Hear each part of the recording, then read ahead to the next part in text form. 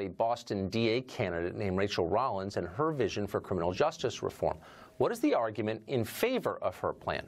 We're grateful that Rachel Rollins agreed to come on this show and make the case directly, and she joins us now.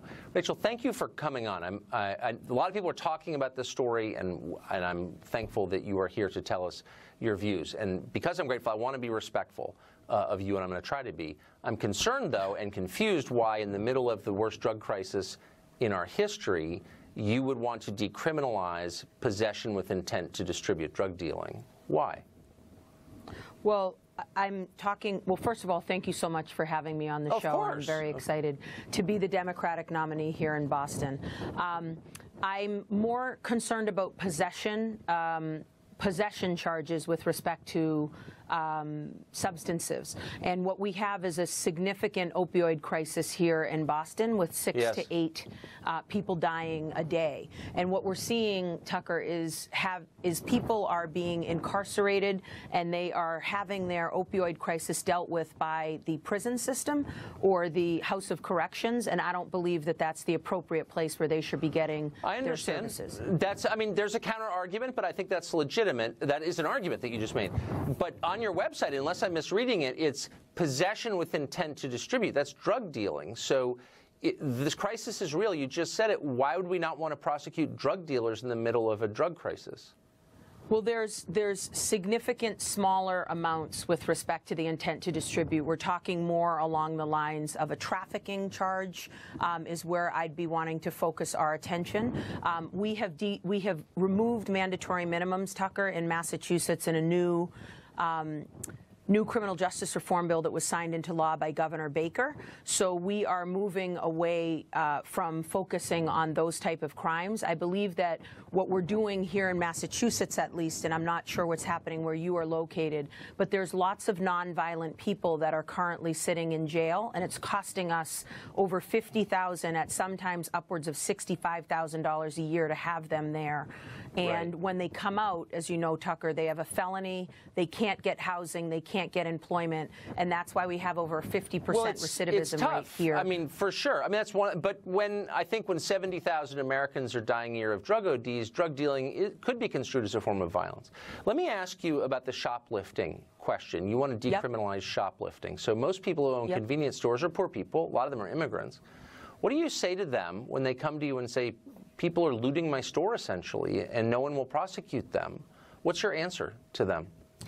So what I want to make sure is no one's saying that they aren't going to be held accountable. What I want to make sure your understanding is, as I said, $50,000 a year to house somebody in the Suffolk County House of Corrections.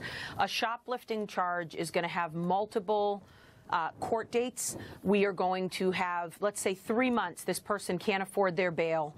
It's going to cost us $12,500 to house them in the Suffolk County House of Corrections. I believe that we can have them doing either community service or returning the item itself. I think we have to think creatively about solutions. It's much more fiscally responsible to not house them within. Go ahead. I understand, but in both cases, with the drug dealer and the shoplifter, you appealed to the person being accused. What happens to this person is very tough on the criminal, and I think it's a fair point.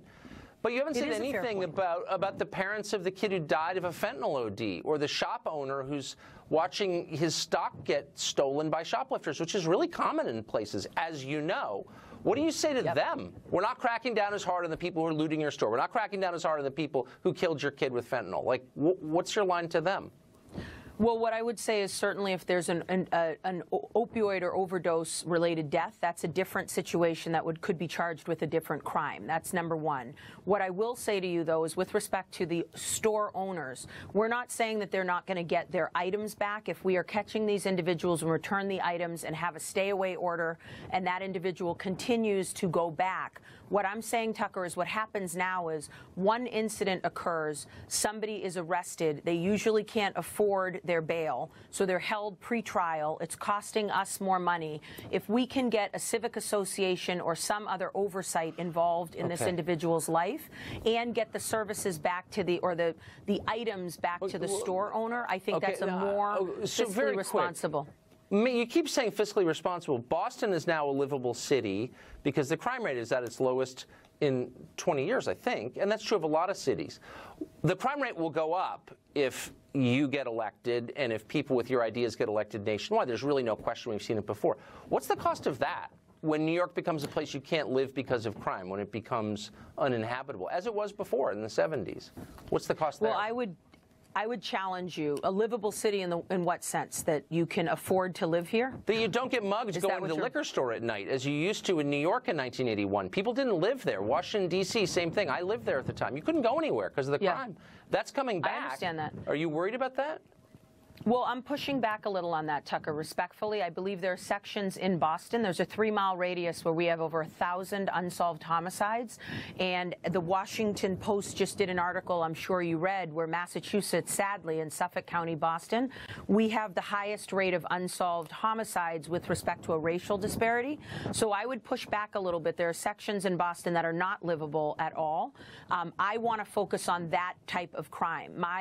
I need to push and make sure you understand I am a former prosecutor. Okay. I don't have a problem putting people in jail if they are violent, but I believe we have too many people in jail that are not violent.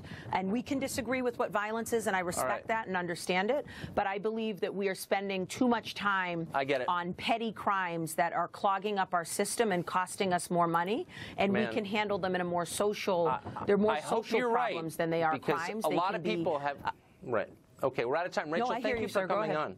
No, that's it. We're just out of time, but I appreciate your coming on and explaining your views. Thank you. You bet. Thank you.